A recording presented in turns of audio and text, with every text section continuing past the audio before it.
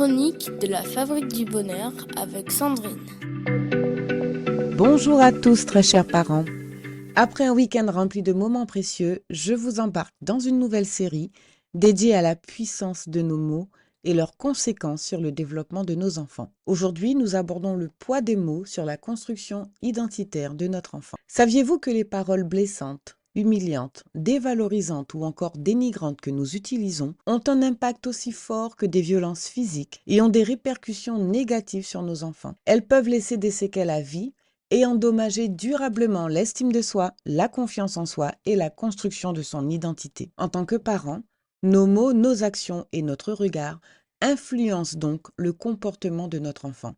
Même les petites phrases qui nous paraissent anodines peuvent le blesser et le marquer dans sa manière de voir le monde et dans sa relation avec les autres. Le plus important est d'être conscient de l'impact que peuvent avoir nos mots sur notre enfant et pouvoir apprendre comment dire autrement. À partir de 4 ans, l'enfant construit l'image qu'il a de lui-même au contact de ses parents et va essayer de construire sa propre identité. Par conséquent, lorsqu'un parent dit de son enfant qu'il est pénible, par exemple, ce dernier fera en sorte de l'être pour lui donner raison, en mettant en place le comportement pour lequel il est reconnu et se sent exister. Avant d'avoir confiance en lui, un enfant doit se sentir aimé, considéré et accepté tel qu'il est par ses parents, et ce, autant quand ça va bien que lorsque ses comportements et ses réactions sont plus difficiles. Même lorsque notre enfant n'agit pas de la façon désirée, nous devons être attentifs à nos mots.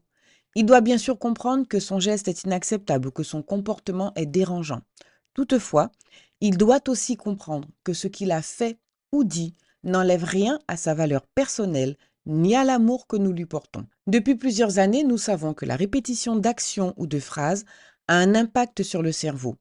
Plus nous entendons des mots, qu'ils soient négatifs ou positifs, plus notre cerveau va les assimiler.